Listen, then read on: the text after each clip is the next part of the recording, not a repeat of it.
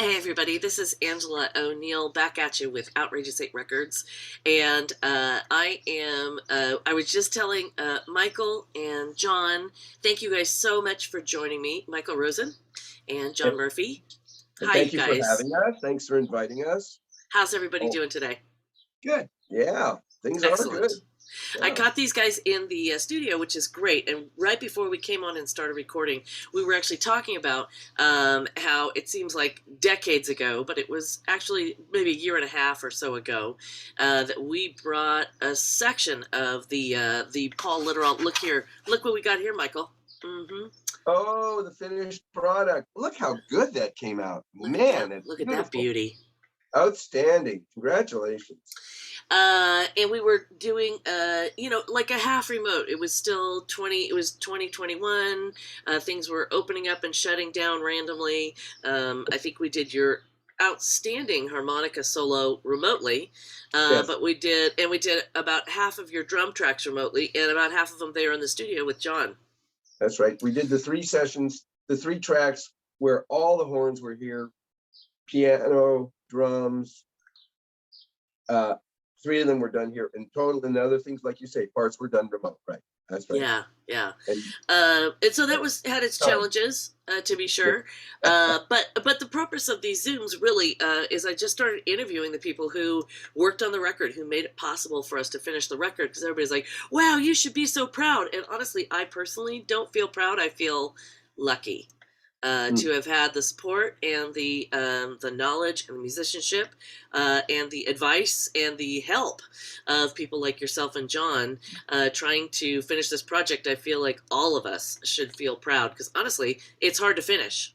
You know, There was a um, lot of talent involved, right? A lot of talent worked on this project.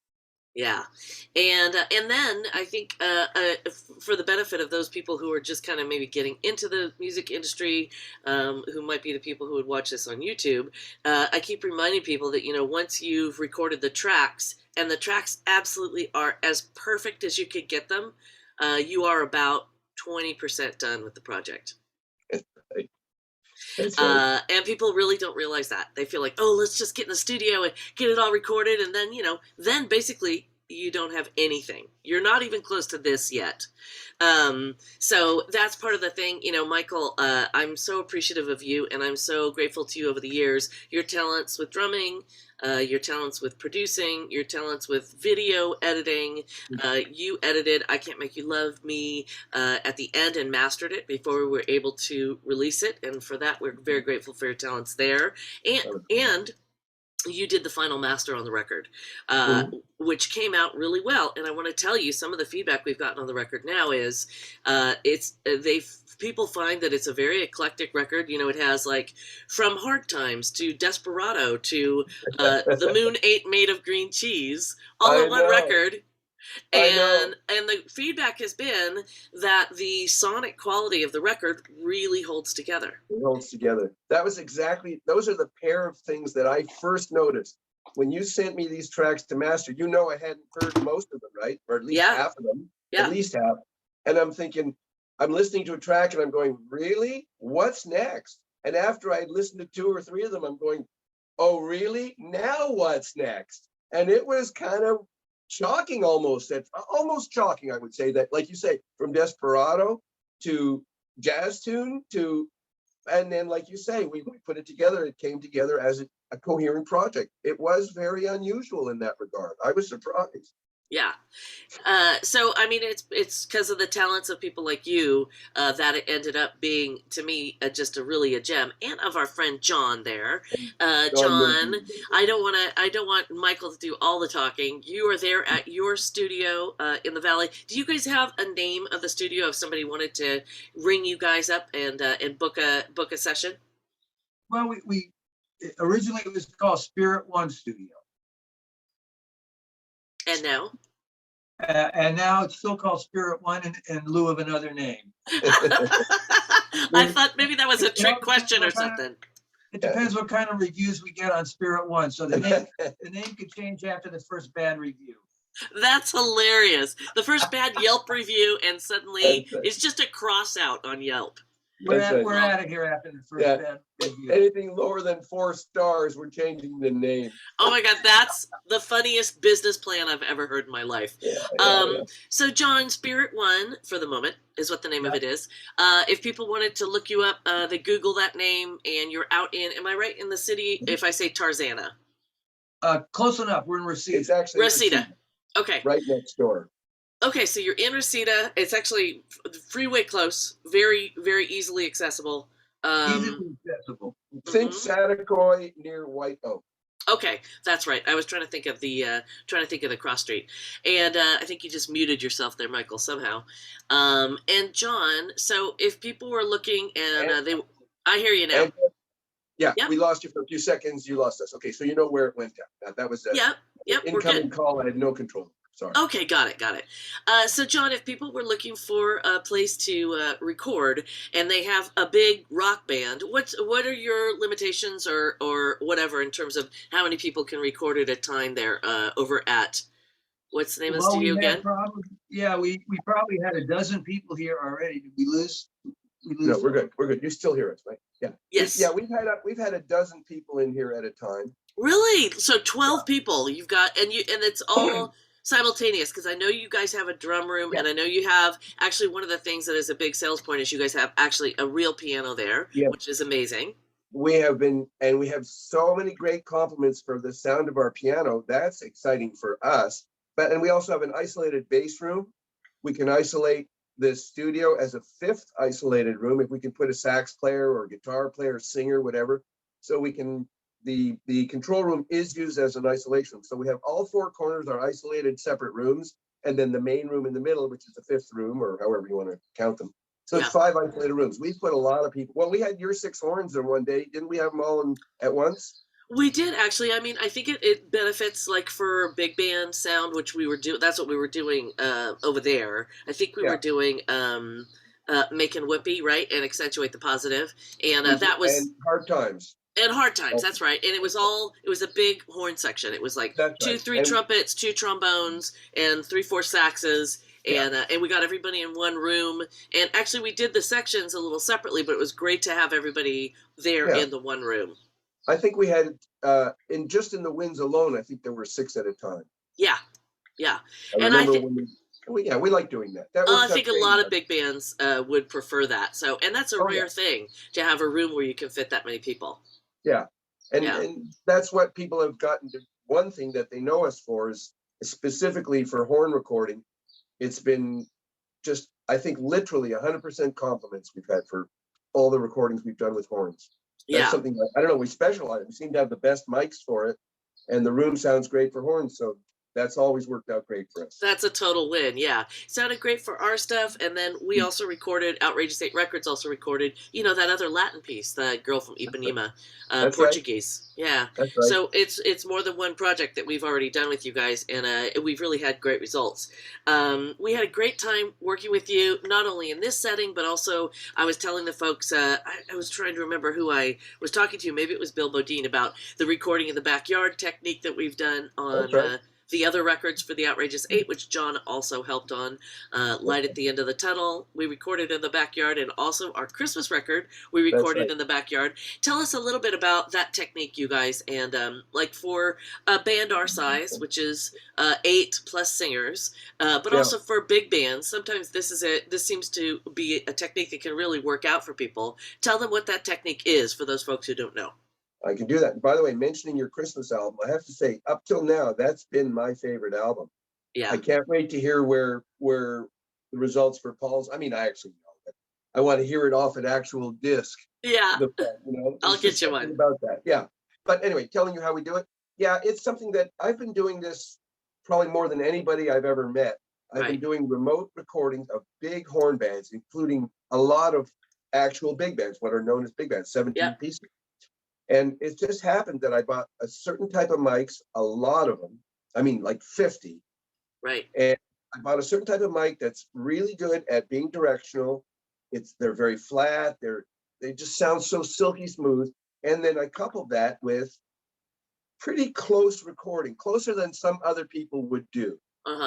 And just the sauce, you put it all together, it's worked out so great because all the big band albums that I've done with you, and you've heard other people, Jonathan's big bands. I did Joe May's big bands. That's I right. did Shane's big bands. I've done so many people big bands by now, and that's why I say, like I say, I'm getting known for all the horns and brass. All the wind recordings is what seems to be it's not a specialty, but it's been working out really well for us. And that's Yeah. how I do it. Those special microphones, and kind of a little closer than other people, and I can mix it as if it was like a studio recording. So just to set the stage for people. So let's say it's a 17-piece band. In fact, you and I originally, if you remember, recorded that amazing Thursday night band with Chris Galliman.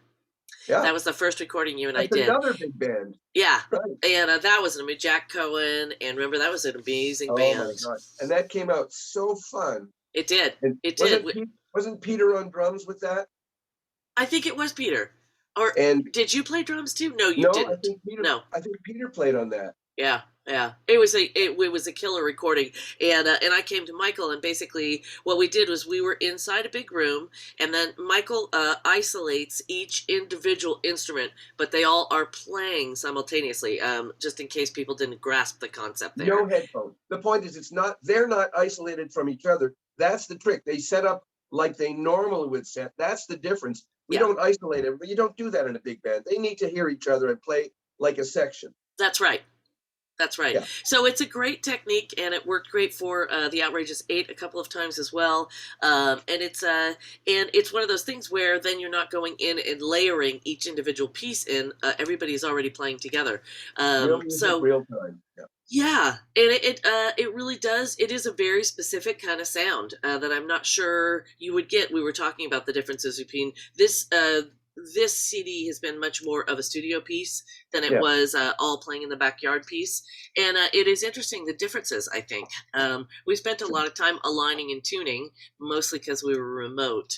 But that's part of the reason that we did, because not everybody was in the same room at the same time. But it is a fascinating technique, and I'm fascinated by how incredibly good you and John really are at it. And also for people who might be, I know, you guys rock it. And that's why I wanted to say, I think it's important that people understand this is not a one-man job. Trying to put this all together and put it through a fulcrum so that everything gets recorded in the right ways. That is the way that John sets up every mic. We test every mic. We make sure the mic is going the right channel. All that stuff, it takes a second. It probably takes about an hour or two to set up before we can start recording. Maybe more, not that long. No, I would say more. I'm thinking more. Hour or two with the musicians there, and then also yeah. No, that's right. We need an hour before they even get there. Yeah, exactly. So the time that these guys put in is a lot compared to, like, if we would go into a studio with one instrument, then it might take us a couple more hours there. But anyway, the concept is one where everybody is there playing together, but each piece is actually isolated as we're recording it, and it's actually just quite brilliant. And it worked really well on this record in the places that we did it. And then, like I said, you also sent us, a couple, I think another you did the drums on, I think you did the drums on I Can't Make You Love Me, if I'm not mistaken, which was our first single. And sent us those remotely, right? Because we were shut down and we couldn't really go into the studio yet. So we were lucky enough to have Michael also drumming in the Outrageous 8 so that he recorded and did a bunch of remote projects with us before we started this one. And we were all trained up on how to do that by the time we got to this one. So lucky enough, one of the other things that I really want to tell people about is your skills as a video producer. It's really incredible. Tell people a little bit about your photography and your video production. I've been a still photographer for 30 years, more than 30 years, almost 35 years. And what happened was when COVID came and all of a sudden I was officially self-unemployed, I suddenly thought, what am I supposed to do? And watching other people's videos show up, the ones where everybody's in a box, some people call it Brady Bunch videos or whatever. Yeah. I saw those start showing up and I thought, well, why can't we do that? We have good bands and we're all sitting at home like every other buddy. And I just realized there's a need for it. Yeah. So I just taught myself quickly how to do it. And next thing I know, I had talked to you and a couple of other groups that I regularly work with. I either produce them or play in them. I had 3 or 4 groups. I was making videos yin and yang, left and right. I could barely keep up. I remember that. I mean, it was an awesome pivot, Yeah. given that all of a sudden just everything just came to a screeching halt. Oh, And I think our band started Zooming that week after March 13th in yeah. 2020. We were You were, on Zoom, the entire band. And, you uh, were and, and we did the thing where I think we sent the music out to everybody, and then we had a Zoom where we talked about how to set your phone up so you could record video and audio right. together. That's right. And then Michael separated everything out. I mean, you're quite the genius in the breadth of your talents. It's always very impressive to me. And because of that, I really wanted to do this Zoom to thank you and John so much for what you contributed to this project. From beginning to end, from remote tracks to us coming into the studio and having a great place to do that, to the final mastering on the record, which I think really contributed to its overall quality, in that people's feedback really has almost consistently been that the sonic quality from beginning to end is similar, and that is you, my friend. That is your talents. And right Really down great to to hear that. and right down to Hit 'em. the what's that? There's must be a little delay. I was just saying I'm grateful to hear it because it's such a great compliment to me. I'm so glad. Yeah, especially a record that we recorded in, 3 different studios with all different microphones. We had different engineers. It was really hard to Right. have a through line in it, just because of the nature of Right. the time and history that we did it. And right down to the final, the video of "I Can't Make You Love Me," which I don't think we could have released without you doing really the final edit, and then finally being able to compress all those, all those random gigabytes down to a releasable size. If you remember, it was a giant file, and we somehow were like, keep stuffing it into that WeTransfer. We will release it. Do you remember that? It was just outstanding how big that was. Yeah, that was But funny. it's funny. It's great being able to problem solve with someone like you who has so many different levels of skills, and you as well, John. John is also a musician. In case people don't know that, you play guitar, and do you play other instruments as well, John? I actually play the bass pedals at the same time as I play the guitar. And a fine singer. This cat is a really good singer. That's right. I have not had the pleasure yet, but I know that you sing and play guitar, which is supposedly quite a skill to be able to do both of those at the same time. And I think it makes a difference when people are wanting to rent a space to record in, to know that the people who are running the studio are also musicians. I think there's a sense of comfort for artists when they know that that's true, and it certainly was for us. So myself, and on behalf of Paul and Bill Bodine, our other producer, it's just been an incredible journey finishing this project up. And again, we couldn't have done it without the likes of you two. And I don't want to take up too much of your time. I know you guys are on a project right now. But the point of these Zooms is really to just acknowledge, how much talent and resources and knowledge you guys brought to the project, which basically wouldn't have gotten done without you, as far as I'm concerned. So, you know how much we enjoyed it, and that how much it's our pleasure to do it. I mean, it's a compliment that you ask us. So, Well, we all like working together. We all like each other. We're our own little musical family, and I always appreciate that. And with family, every once in a while, there's a hair pulling fight. But what are you gonna do? Okay. That's family. It's really a pleasure. So I want to thank you both so much for joining me on the Zoom today. I'll put this up on our YouTube channel, which is Angela O'Neill and Outrageous 8 Records. This will go up this afternoon as part of the opening of Paul's CD, which dropped yesterday. And thank you guys so much for joining me on your busy day today. Appreciate it. Okay, I'm going to swing you around just for fun, just to yes. show you that we really are at work. We really are at work. We're not making stories up. Can if you're on your phone, can you give me a little tour of the studio? I could real quickly if you like. Hold on, I would love it. Put you on the other. There's a way to hit the other camera, and it's by doing this button. I'm going to do it right now. There it is. Yes, I do. Yep. And let me make it big. I think you can make it big. There we go. Now I see what I'm showing you. Uh-huh. Here, I'll walk around. So we're in the control room, obviously. We Yep. have, the usual Beautiful. array of crap. Bits and And bobs. then it's very simple after that. We have, of course, a MIDI keyboard in here with us. Mm-hmm. And I'm going to wander out to, I'll show you the main room. There's the big room we had the horns in. Yep. That's right. This is where we had the horns. We always have gear for people if they need amps. Right. And we have, like I say, we have our selection of microphones. I think we have over 120 microphones at this point. Wow. We've become insane microphone collectors. And I'll show you the room. So here's can you get the light in there, John? That would be great. This is our new piano. Oh, what a beauty. I haven't seen it yet. That's gorgeous.